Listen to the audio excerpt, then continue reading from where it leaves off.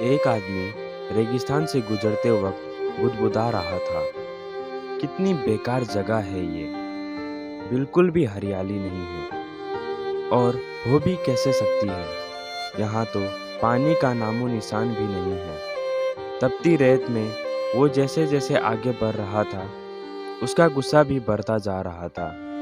अंत में वो आसमान की तरफ देखा और बोला, क्या भगवान, आप यहाँ पानी क्यों नहीं देते?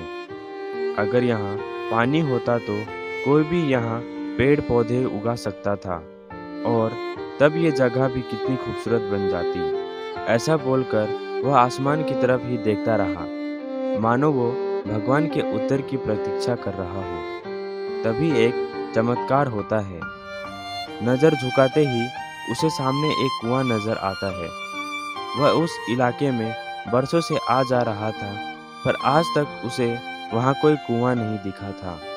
वह आश्चर्य में पड़ गया और दौड़कर कुएं के पास गया। कुआं लबालब पानी से भरा था।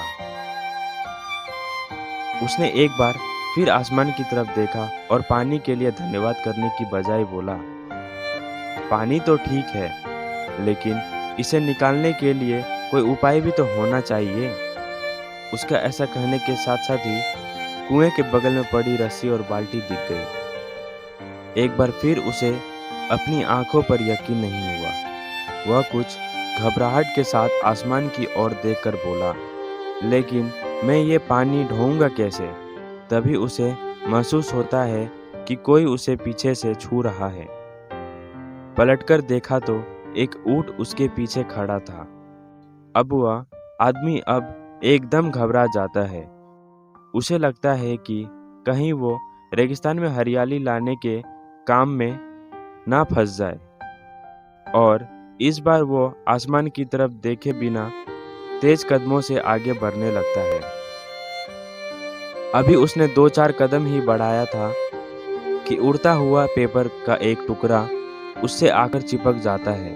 उस टुकड़े पर लिखा होता है, मैंने तुम्हें पानी दिया, बाल्टी और रस्सी दी, पानी ढोने का साधन भी दिया। अब तुम्हारे पास वो हर एक चीज़ है जो तुम्हें रेगिस्तान को हरा भरा बनाने के लिए चाहिए था। अब सब कुछ तुम्हारे हाथ में है। आदमी एक क्षण के लिए ठहरा, पर अगले ही पल वह आगे बढ़ गया और रेगिस्तान कभी भी हरा भरा नहीं बन पाया। आप जीवन में देखते हैं दोस्तों, कई बार हम चीज़ों के अपने मन मुताबिक ना होने पर दूसरों को दोष देते हैं। कभी हम सरकार को दोषी ठहराते हैं, कभी अपने पेरेंट्स को, कभी कंपनी को, तो कभी भगवान को। पर इस ब्लेम गेम के चक्कर में हम इस इम्पोर्टेंट फैक्ट को इग्नोर कर देते हैं कि एक इंसान होने के नाते हम में वो शक्ति है कि हम अपने सभी सपनों को खुद साकार कर सकते हैं। शुरुआत में भले लगे कि ऐसा कैसे संभव है, पर जिस तरह इस कहानी में इस इंसान को रेगिस्तान हरा भरा बनाने के सारे साधन मिल जाते हैं, उसी तरह हमें भी एफर्ट करने पर अपना गोल अचीव करने के लिए ज़रूरी सारे रिसोर्स मिल सकते हैं। पर समस्या ये है कि ज़्यादातर लोग इन रिसोर्स के होने पर भी उस आदमी की तरह बस कंप्लेंट करना जानते हैं। तो चलिए आज इस कहानी से सीख लेते हुए हम शिकायत करना छोड़ें और जिम्मेदारी लेकर अपनी दुनिया बदलना शुरू करें, क्योंकि सचमुच सब कुछ तुम्हारे हाथ में है।